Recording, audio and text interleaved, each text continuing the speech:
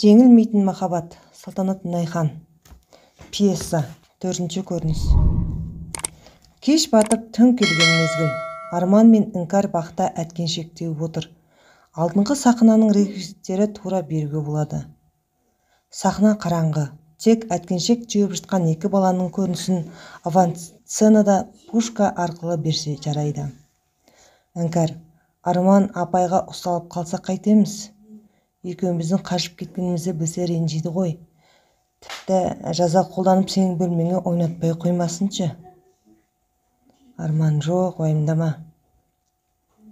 Болмаса ағайға айтамыз, ол кісі өте мейірімді. Апай да бізді жақсы көреді ғой. Кешке қайтып барамыз. Білдірмей әйнектен кіреміз, ешкім сезбей де қалады. Іңкәр: иә, екеуміз бірге жүрсек, ұсталып қалсақ та қорықпаймын. Үнсіздіктен соң: Арман, бір нәрсе сұрайыншы? Арман: сұра. Іңкәр: сен де папа-мамаңды көрмегенсің бе? Арман: неге көрмейін? Көргем. Бәрі көз алдында, бір жылда болған жоқ. Ауылда жейтін тамақ жоқ, киетін киім де жоқ. Әкем бір қап бидай әкелем деп жүріп ақыры өлді. Ал мамам сол бидайды қуыра алмай арманда кетті. Іңкәр: мен мамамды да әкемді де көргем жоқ. Мектептегі балалардың бәрінің де ата-анасы бар. Арман: біз мықты болуымыз керек. Мамам, папам өлмей тұрғанда мықты азамат бол деген. Қарындасымның да қайда екенін білмеймін. Оның жағдайы не болды екен? Сабағымды күшті оқып, қарындасымды тауып алам. Іңкәр: үлкен кісі сияқтысың, күшті қарындасың бар, қандай бақыт. Аты кім? Арман: Шамшырақ. Әкемнің туыстары мені осы балалар үйіне тапсырып, қарындасымды алып кетіпті. Олардың қайда екенін де, кім екенін де білмеймін.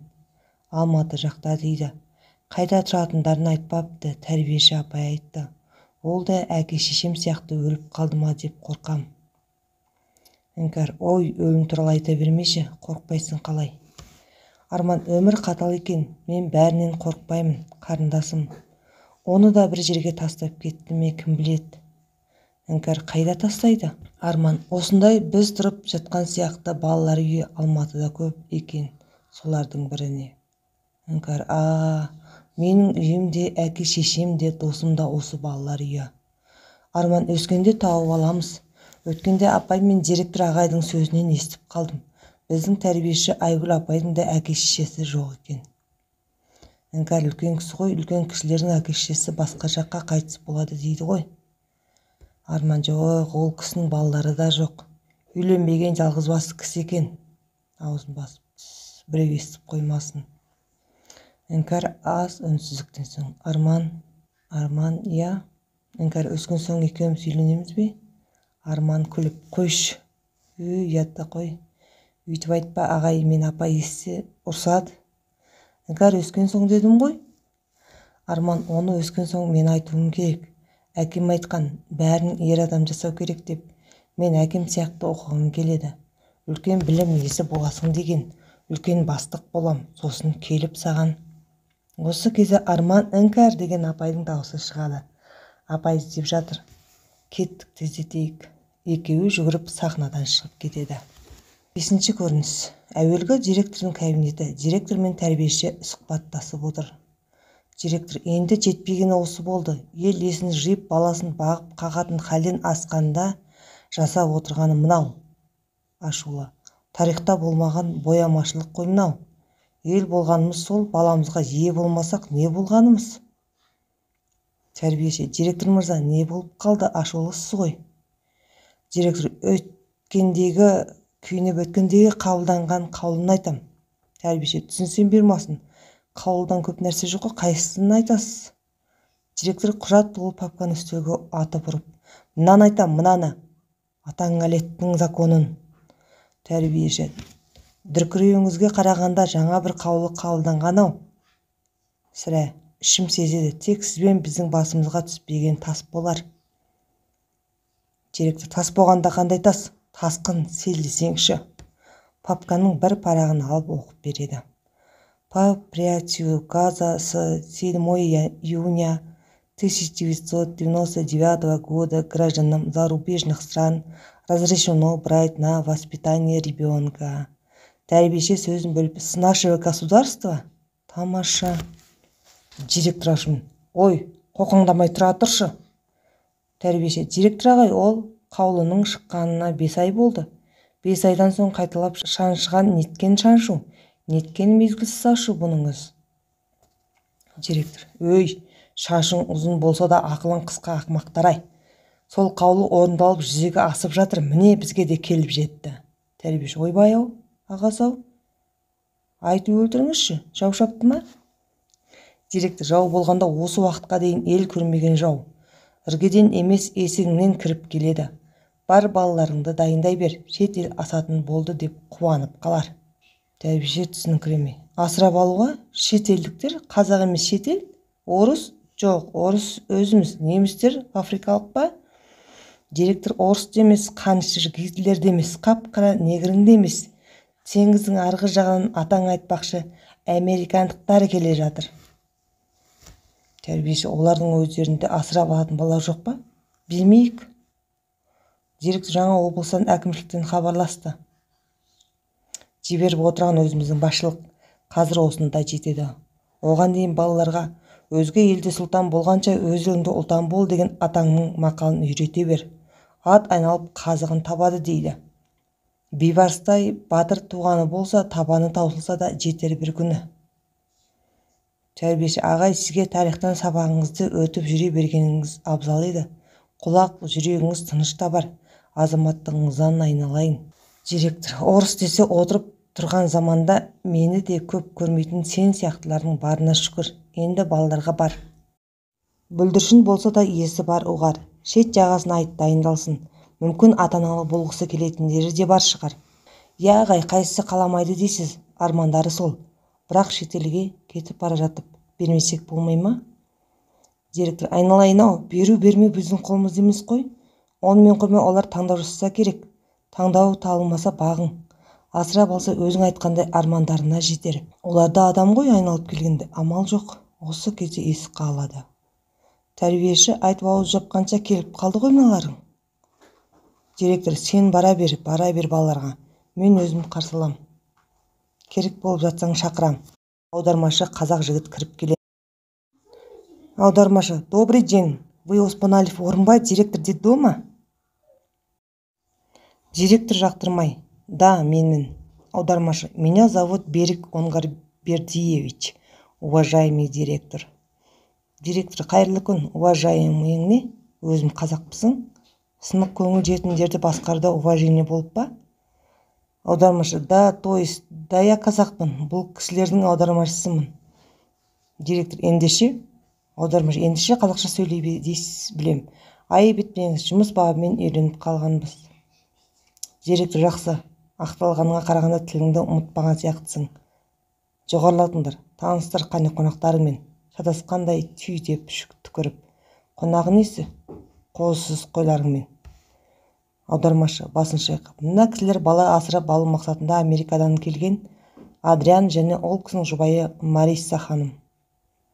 Директор. Қысыр қалып қыңсылап жүрген жат жерлік. Бұлар бір ауыз қазақша білмейді де. Аудармашы. Я, дәл солай. Директор. Бұлар бала таппай қаңғып жүр, ал біз көптігін асырай алмай жатырмыз. Жатырымыздан құт қашпасын де қазақ. Аудармашыға. Саған айтам. Аудармашы. Я, мырза. Жетім болған соң ата-ананың аялы алақаны керек.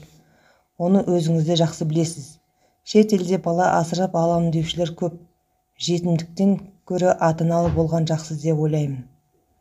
Директор. Қазақтың қаны өзге қазанда қайнай қояды дегенге сенбеймін өз басым. Аудармашы. Бұл кісі балалар үйінің директоры Оспаналев Орынбай мырза. Аудармашы. Армысыздар? Мен Америкадан келіп тұрмын. Ауылдарыңыз әдемі екен, өте қонақжай екенсіздер дейді. Директор. Аудармашыға қарап. Атасының басы тап, тексіз кәпір. Қонақ сезініп қалыпты өзін тағы. Аудармашы сасып. Директор мырза, қойсаңызшы, ұят емес пе? Директор күліп. Ұят те. Ұрпағынан айырылған ұятты ма? Ұрпақсыз қалып, өзгенің баласына телмірген ұятты ма? Аудармашы мырза? Адриан. What? Аудармашы сипақтап. Өте қуаныштымыз мырзалар, бала асырап алуға келген екенсіздер.